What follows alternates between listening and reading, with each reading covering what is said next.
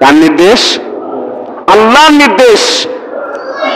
তোমরা ন্যায় বিচার করো, সোশ্যাল জাস্টিস কায়েম করো, সমাজে অন্যায়কে দূরীভূত করে ন্যায়ের পক্ষে শাসন করো। সুবহানাল্লাহ পড়ে।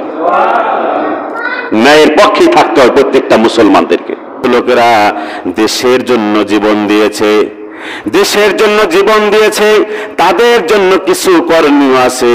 সেটা হলো ফাসাব্বিহ বিহামদি রাব্বিকা ওয়াস্তাগফির। জোরে বলেন সুবহানাল্লাহ। ফাসাব্বিহ, তাদের জন্য কি করবা?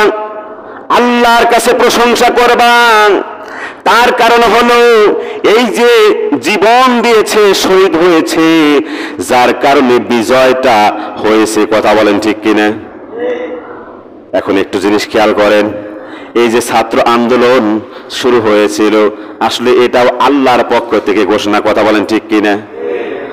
মানুষ তো অসংখ্য ভাবে অন্যায়ভাবে নির্যাতন হয়েছে, তারপরে বিজয় দান করেন নাই, কিন্তু ছোট্ট একটা কথার কারণে দেখেন এত দূর পর্যন্ত চলে গেছে। ঠিক কিনা বলেন?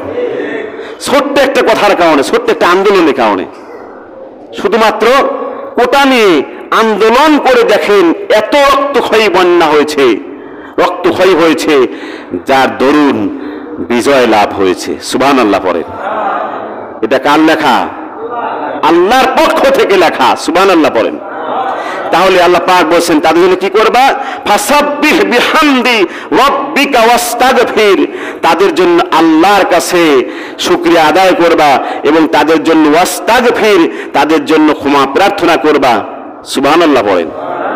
ক্ষমা চাইতে হবে যে আল্লাহ, তারা তো দিনে এই এর জন্য জীবন দিয়েছে, অতএব তাদেরকে ক্ষমা করে দাও, তাদের দোষ ত্রুটি ভুল ত্রুটিগুলো ক্ষমা করে দাও। আমরা নামাজ পড়ে তাদের জন্য দোয়া করব, আল্লাহ তাদেরকে জান্নাতবাসী করে দাও। তাদের অনেক সন্তান বেঁচে আছে, এতিম অসহায় হয়ে আছে, আল্লাহ তাদেরকে ধৈর্য ধারণ করার তৌফিক দাও। তাদের পিতা আছে, স্ত্রী আছে, আল্লাহ তাদেরকে সবরে জামিল হিসাবে কবুল করে নাও।